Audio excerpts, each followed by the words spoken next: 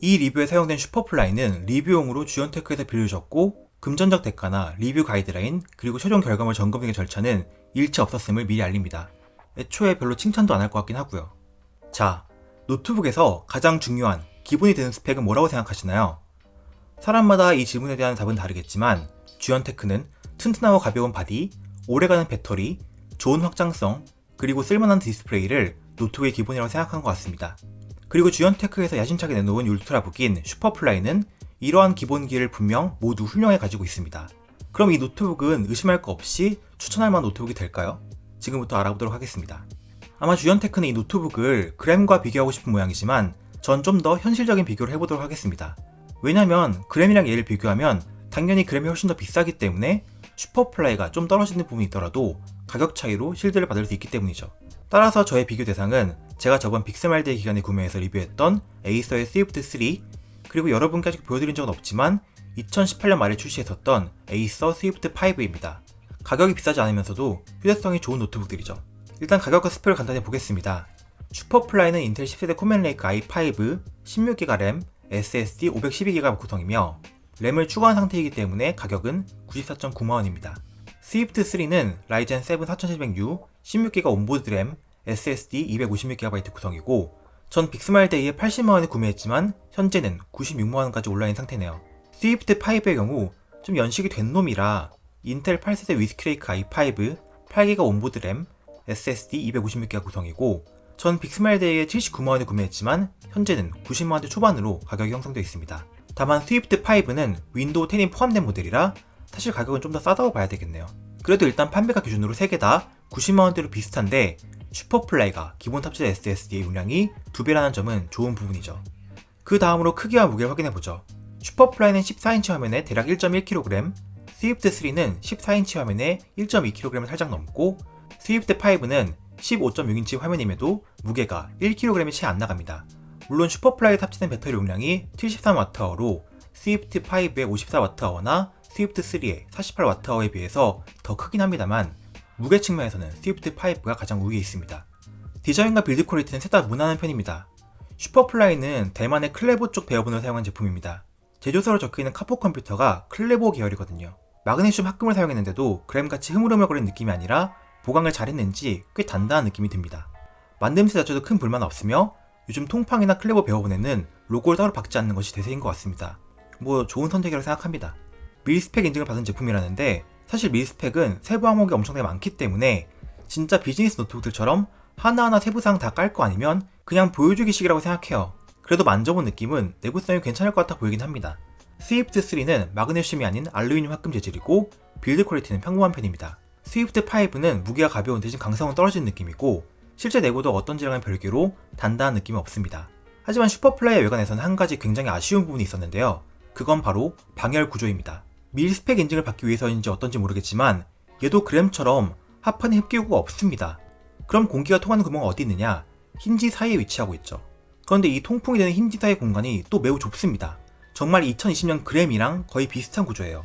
제가 발열과 소음 부분에서 칭찬했었던 스위프트 3랑 비교를 해볼게요. 스위프트는 하판에서 흡기구 잘 뚫어 놓았고 열을 배출하는 부분은 마찬가지로 힌지 사이에 위치하고 있지만 슈퍼플라이에서 봤던 그 공간보다 훨씬 넓죠. 그러니까 상대적으로 효율적으로 공기를 빨아들이고 열을 배출시킬 수 있는 구조입니다. 반대로 슈퍼플라이는 내부 방열 구조가 썩 좋지는 못한데 통풍에도 문제가 있죠. 근데 슈퍼플라이는 또 성능 모드라는 게 있어서 CPU의 소비 전력과 팬 속도를 끌어올려서 성능을 올리는 설정이 있습니다. 그런데 열 배출이 제대로 될 수 있는 구조가 아니기 때문에 노트북 온도는 온도대로 올라가면서 팬 소음이 엄청 시끄러워지는데 뭔가 팬이 헛돌고 열은 제대로 빠져나가지 못하는 결과를 만들게 되어버려요. 여기에 대해서는 이따가 좀 더 말씀드릴게요. 물론 이런 구조가 주연테크의 잘못은 아닐 겁니다. 제조사인 클레보가 원래 이렇게 노트북을 잘 만드는 회사로 알고 있는데 왜 이런 디자인 선택을 했는지 좀 이해되지 않는 부분입니다. 내부 구조를 보시면 작은 쿨링팬과 약간 두꺼운 히트파이프가 보이며 램 슬롯과 2개 SSD 슬롯 그리고 교체 가능한 무선 랜 카드가 보입니다. 그런데 램과 SSD는 모두 삼성 제품이 들어가 있고 무선 랜 카드도 와이파이 6를 지원하는 인텔 AX201이 들어가 있어서 교체할 필요는 없어 보입니다. 스위프트 3나 스위프트 5의 경우 램이 온보드로 들어가 있어 확장이 불가능하다는 것을 고려해봤을 때 좋은 확장성은 큰 장점이라고 생각할 수 있겠습니다. 배터리는 아주 큰 73W 용량이 들어있고 내장 스테레오 스피커는 제가 역대 본 것 중에서 가장 유닛 크기가 작았습니다. 포트 구성은 USB-A가 2개, 충전과 디스플레이 출력을 지원하는 USB-C, HDMI, 그리고 마이크로 SD 슬롯, 헤드폰 잭과 켄싱턴 락이 있습니다. 좀 신기한 게 투인원이 아닌데 전원 버튼이 옆면으로 가 있더라고요. 스위프트 3나 스위프트 파이도 PD 충전을 지원하고 전반적으로 포트 구성에 큰 차이는 없지만 마이크로 SD 슬롯을 쓰시는 분이라면 슈퍼플라이 슬롯이 도움이 되겠군요. 다음으로 디스플레이입니다. 한성의 TFX 시리즈도 그렇고 이 슈퍼플라이도 그렇고 통팡이나 클레버 등의 배워본 제조사에서 만든 노트북은 비슷한 가격대의 타 브랜드 노트북에 비해서 좋은 디스플레이를 가지고 있는 것이 장점이라 생각합니다. sRGA 98%의 좋은 색역, 340니트에 준하는 밝기를 가지고 있고 개인적으로 글레어 패널보다 논글레어 패널을 좋아하기 때문에 슈퍼플라이 디스플레이는 꽤 만족스럽게 느껴졌습니다.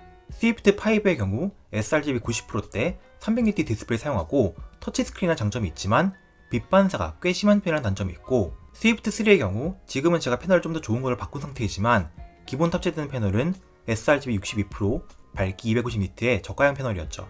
다음으로 스피커입니다. 스피커...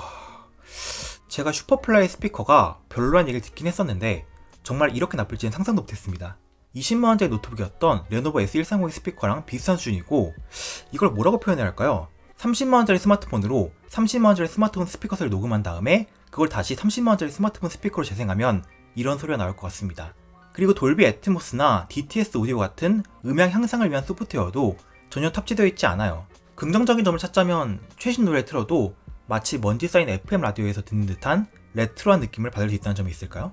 스위프트나 3나 5도 솔직히 스피커는 약점이라 생각했었는데 얘는 그 범주를 벗어났어요.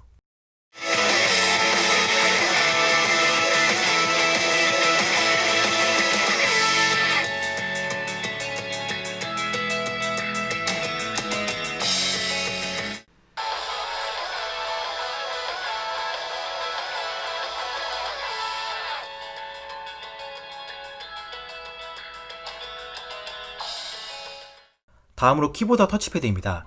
키보드는 좋게 말하면 가벼운 편이고 나쁘게 말하면 좀 싸구려틱합니다.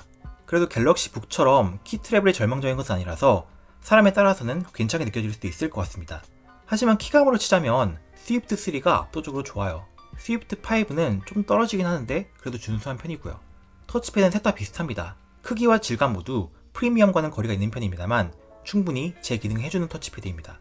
다음으로는 성능을 봐야 하는데 문제는 슈퍼플라이에서 선택할 수 있는 설정 중에서 어디를 기준으로 설명해야 될지가 애매합니다. 성능 모드를 설정하는 경우 CPU의 전력 소모가 올라가서 성능이 올라가는 대신 조금만 부하를 주어도 팬이 거의 7500rpm 맥스 스피드로 돌게 되는데 정말 여기서 얻은 수치를 벤치마크 점수로 사용하는 것이 맞는지가 좀 의문입니다. 성능 모드에서의 팬 소음은 울트라버 기준으로 봤을 때 절대적인 소음 크기조차도 굉장히 크고 또 팬의 크기가 작기 때문에 팬 소음의 질감이 굉장히 거슬리는 고음으로 형성됩니다. 웬만한 게이밍 노트북들보다 팬 소리가 더 거슬리고 심한 부하를 주지 않는 상황에서도 팬 속도가 치솟습니다.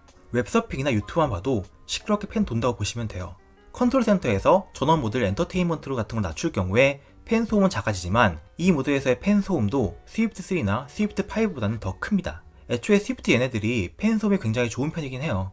아까도 언급했지만 슈퍼플라이는 근본적으로 결함이 있는 쿨링 구조를 가지고 팬 속도를 올려서 성능을 내려고 시도하다 보니까 울트라북에서 심리적으로 허용되는 소음의 범위를 뛰어넘어 버립니다. 보면 갤럭시북 이온의 팬 소음에 불만을 가지시는 분들이 제법 있던데 슈퍼플라이가 그거보다 명백히 더 시끄러우니까 말 다 했죠. 제가 평소에 노트북을 소음 가지고 이렇게 까진 않아요.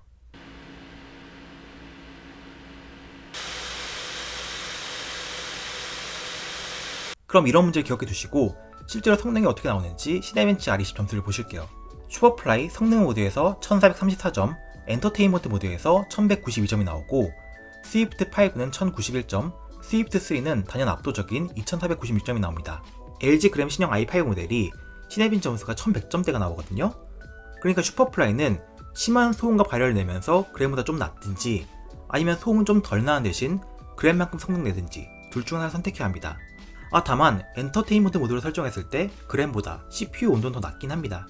스위프트 5야 뭐 그램을 뛰어넘는 지독한 경량을 한 모델이기 때문에 성능이 안 나오지만 그램과 비슷하게 팬 소음 매우 조용한 편이고 스위프트 3는 라이젠 르누아르 옥타코어 덕분에 압도적인 성능을 보여주면서도 발열과 소음은 착한 편이었죠.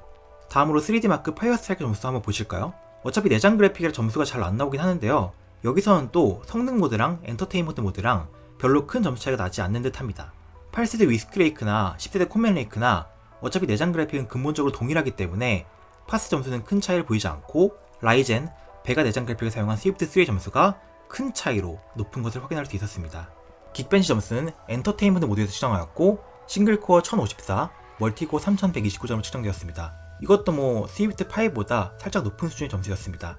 PC마크 점수도 엔터테인먼트 모드에서 측정하였고 마찬가지로 스위프트5보다 살짝 더 높지만 스위프트3에 비해서는 많이 밀리는 모습을 보여줍니다. 슈퍼플라이에서 게이밍은 기대할 만한 부분은 아닙니다. 롤 정도야 옵션 낮추면 큰 불편 없이 즐길 수 있겠지만 발로란트의 경우 최하옵 연습장에서 스킬 난사였을 때 기준 평균 46프레임, 1% 하위 39프레임이 나와 쾌적하게 플레이하기 다소 힘들 것으로 보였습니다. 울트라북으로 게임을 좀 하기 원하신다면 르누아르 내장 그래픽 혹은 지포스 MX 시리즈 정도의 그 외장 그래픽이 있어야 그래도 원활할 것으로 생각됩니다. 다음으로 배터리입니다. 배터리 타임은 슈퍼플라이의 73Wh 배터리가 빛을 발하는 부분이죠. 제가 테스트하는 조건인 화면 밝기 50%, 음량 30%, 유튜브 1080p 라이브 아카이브를 봤을 때 10시간 40분간 배터리가 버텨주었습니다. 스위프트3나 스위프트5 같은 경우 6시간 남짓한 배터리 타임을 보여주는 것을 고려했을 때 확실히 압도적인 배터리 타임을 보여주죠. 거기다가 PD 충전도 지원하고 전기 어댑터의 크기도 65W 어댑터 중에서 가장 작고 가벼운 편입니다. 하지만 이건 제가 받은 물건만의 문제인지 잘 모르겠지만 사용하면서 절전 모드에서 몇 가지 오류가 일어나는 것을 확인했는데 절전 모드 상태에서 어댑터를 꽂아둘 경우 본체의 온도가 간혹 비정상적으로 상승하는 오류, 그리고 절전 모드에서 간혹 제대로 전원이 돌아오지 못하는 오류가 나타나게 되는데 최근에 윈도우를 쓰면서 이런 문제가 발생했던 경험이 거의 없어서 좀 당황스러웠어요. 자, 그럼 정리하겠습니다. 슈퍼플라이는 분명한 강점들을 가지고 있는 노트북입니다. 그 강점 하나하나가 큰 홍보 포인트가 될 수 있죠. 가볍고 단단한 바디, 램과 SSD 등의 좋은 확장성, 쓸만한 디스플레이, 훌륭한 배터리 타임은 굉장히 좋은 셀링 포인트가 될 수 있다고 생각합니다. 하지만 그램과 비슷한 굉장히 비효율적인 방열 구조를 가지고 있고 그로 인해 성능 모드에서 심한 소음과 발열이 나고 그것 때문에 막상 전원 옵션을 조절하게 되면 홍보하는 만큼의 성능이 나오지 않는다는 점은 실망스럽고, 그리고 최악에 가까운 스피커, 절전 모드에서 간혹 생기는 오류 등 막상 직접 만져보면 실망스러운 부분들이 자꾸 눈에 띄게 됩니다. 그램과 비교했을 때 슈퍼플라이는 분명 어느 정도 이득이 있는 제품이긴 합니다. 무엇보다도 가격 측면에서 그렇죠. 하지만 국내 대기업 제품에서 시선을 돌려보면 에이서의 스위프트 시리즈를 비롯해서 휴대성 좋은 노트북들 옵션이 자꾸 눈에 띄게 됩니다. 여기 있는 3개 노트북들 중에서 만약 제가 정말 최대한 가볍게 들고 다니면서 문서 작업이나 미디어 소비 등을 주로 하려고 한다면 전 슈퍼플라이 대신 더 가볍고 화면도 큰 스위프트5를 선택할 것 같습니다. 구형 모델이고 그램이나 슈퍼플라이 이상으로 성능이 떨어지지만 여전히 i5에 램 8기가면 그런 기본적인 용도로는 충분히 사용할 수 있으며 배터리 타임도 6, 7시간 가져오기 때문에 큰 불만은 없고요. 소음도 적고 키감도 상당히 괜찮은 편이죠. 스피커도 최소한 슈퍼플라이보다 낫고요. 그리고 현실적으로 제가 어떤 노트북을 실사용할 거냐 물으신다면 전 현재 스위프트3에다가 디스플레이를 좀 더 좋은 걸로 교체해서 사용하고 있어요. 스위프트3는 슈퍼플라이에 비해서 무게도 살짝 더 무겁고 배터리 용량도 적고 디스플레이도 더 안 좋은 것을 쓰지만 라이젠 르누아르 덕분에 압도적으로 뛰어난 성능과 발열, 소음 제어, 좋은 키보드, 그리고 그나마 좀 더 나은 스피커 등을 가지고 있기 때문이죠. 자, 주연테크에서 저한테 먼저 제품 대여와 리뷰 제안하셨을 때 이런 리뷰가 나올 거라고 예상하셨을진 잘 모르겠습니다. 하지만 저는 100% 제 의견대로 비판할 수 있는 조건이 아니라면 대여를 받지 않겠다고 했죠. 여튼 여기까지가 제 솔직한 주연테크 슈퍼플라이 리뷰였습니다. 그럼 도움이 되셨길 바라며 다음에 뵐게요.